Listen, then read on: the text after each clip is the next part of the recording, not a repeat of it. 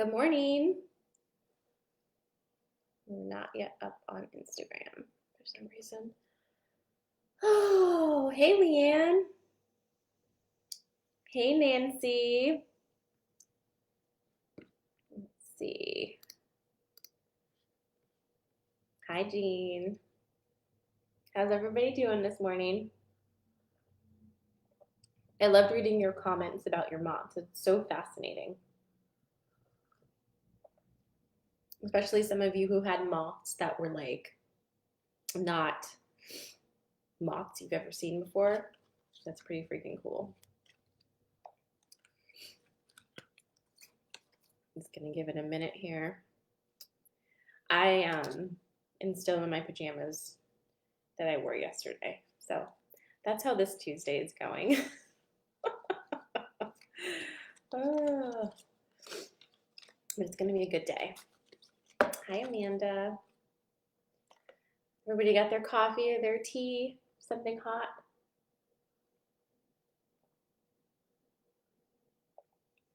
So I was wondering what on earth I'd be talking about this morning because this is my first like non-energy update live, but it certainly came through. So today we're going to talk about spiritual awakening stories. And I'm going to tell you my spiritual awakening story because I have told this story like bits and pieces and like circles and stuff, but um, always in a rushed way, right? But I think it's important to share these stories with each other because it kind of helps to show how similar and yet unique each of our paths are, right? And the other thing that it leads to is the importance of meditation. So I'm going to tell you my story. I wish I could see what number we're at here so I could crop it later, but that's okay. So the reason I thought of it was because I'm wearing my grandmother's necklace, okay? And this necklace is super, super special to me, and I'm going to tell you why. So, back in, God, my children are screaming. Back in, God, this would have been, Justin wasn't even alive, so Eli would have been little. So, this must have been like 2000, let's say like 2014, 2015, okay? 2015. I had just moved to Pennsylvania, so 2015. Nope, that's wrong. Wow, linear time really escapes me, guys. Okay, let me try again. If Eli was born in 2011 and we moved before Justin was born, this would have been 2013. Yeah, it would have been 2013. Okay, let's go with that. 2013. So I had I had a new baby, and I was really overwhelmed because Eli was little. I had the baby, and nobody slept or gave me a break, and I was breastfeeding and just like, you know, FML all over the place. So I was reading that meditation would be a good idea, and it would help me to relax and like come back to center and not be so stressed out and angry all the time. So I said, okay, let me start doing that. So I think I like downloaded some Deepak Chopra guided meditations or something and started doing those during the nap time during which both children were passed out. So it was probably like 10 o'clock in the morning. So I sit in my living room doing these meditations, and I would sit there and I would start to see purple swirlies behind my eyes. And so I was on Google, like, what the hell does purple swirlies behind your eyes mean? And I was like, oh my God, am I like having a brain aneurysm or I don't know what it was. So I would see purple swirlies. I'd feel like little tingles eventually.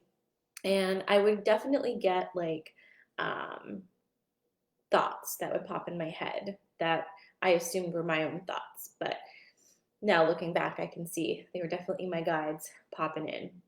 So anyway, I would do that. I think I did it every day. And one day I was sitting there doing my meditation and I felt this presence behind me hug me from behind. And it was so intense and emotional that it made me cry. And you know what I'm talking about? The kind of crying where it's like the tears just come out of your eyes and you don't really feel like you're crying, but it's just like, like that. So I was sitting there and I was like, and I knew it was my grandpa. Even though I had never met him before, I knew his energy signature and I knew it was him. So I was like, oh boy, dead people are hugging me. Blah. So that kind of opened up this really interesting pathway because he gave me a message that said I needed to find the ruby. And I immediately remembered when I was a child playing with these two hot pink rubies in my mom and dad's house. They were like in a jewelry box and they were like hot pink, like Barbie pink. And so I called my dad and I was like, hey, do you still have those rubies? And he was like, what rubies are you talking about?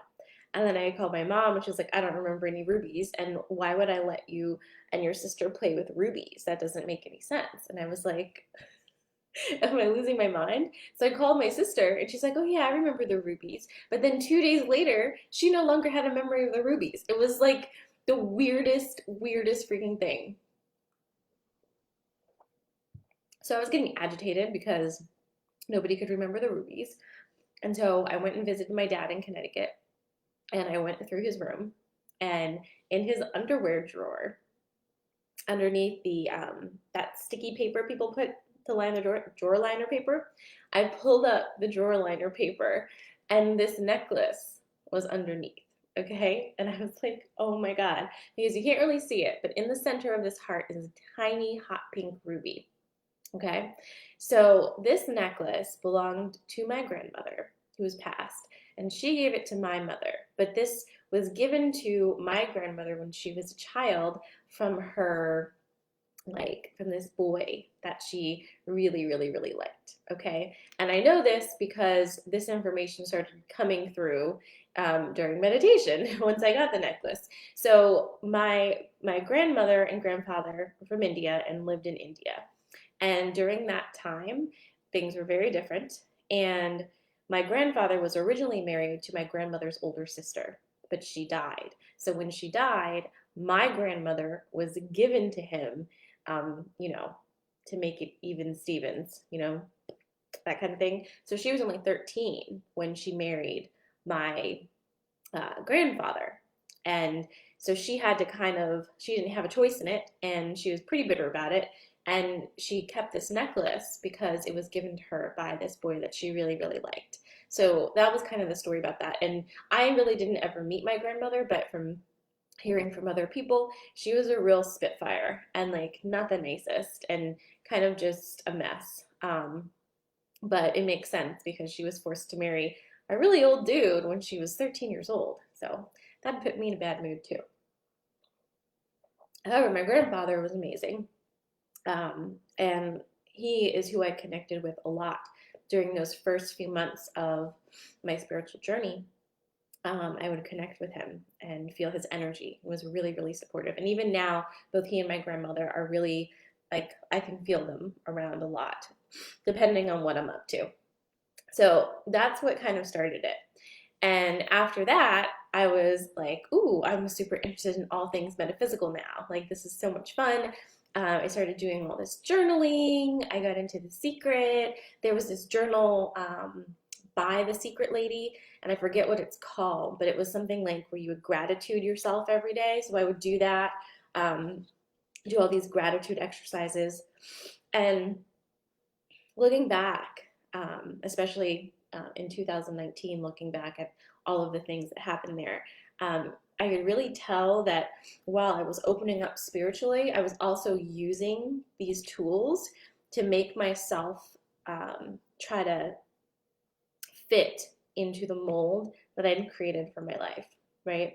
I was living in a very suburban neighborhood with all of my suburban little friends, like doing all of these neighborhoody type things, which is nothing wrong with that, but it wasn't filling my soul, wasn't making me feel like Sarah, And so I was trying to gratitude my way through that so that I would feel like, I don't know, grateful for what I had and stop being unsettled and stop looking for something different and stop having that feeling of there's more, there's more, there's more.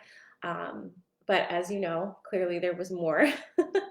And things kind of progressed from there. But I will tell you real quick that opening up through meditation was incredibly powerful. But some of the things I wish I had known back then was how to protect my energy when opening up for meditation. We often don't think of the fact that when you are meditating, you're literally sitting there and opening up your energy field, right? And if you are a person who is in possession of this, bright shining light, and you just kind of all of a sudden, bing, you're open and ready for business, you attract different energies, right? And just like we are being extra careful now with our boundaries and our energy and clearing our energy and who we invite into our lives and into our field, noticing who sucks our energy, who doesn't, it's the same in the energetic realm.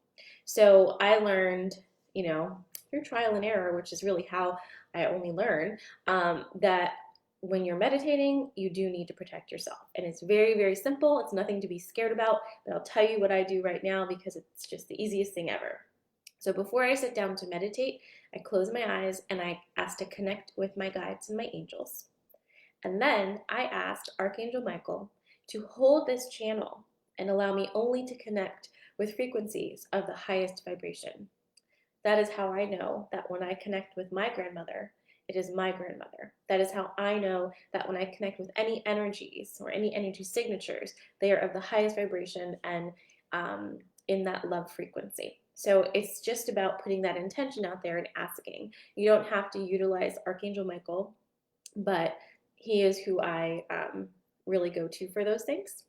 Archangel Michael and Jesus are my go-to protectors for energy. So, pick what works for you, but it's really about setting that intention before you open up for your meditation that you are connecting only with the highest frequency and love for your highest good, yada, yada, yada. So that will help you to keep your channel clear and connected where you want to be connected and, avoid issues of connecting with energies that are not who you were meaning to connect with, because that's really what you're doing when you're meditating is you're just opening up. So that's my little side thing for you guys. So I'm really interested to hear about your spiritual awakening stories or any stories about meditation. So I will open that up as a string in the Facebook group and we can talk about it. Okay? I have to run because it is a camp day and I'm going to take my kids to camp. But I hope you have a wonderful Tuesday. I hope you enjoyed part 1 of my awakening story. Much more to come. I'm probably going to be like, with my coffee, dear diary. So looking forward to chatting with you guys later about your spiritual awakening stories and meditation. Have a wonderful Tuesday. Mwah.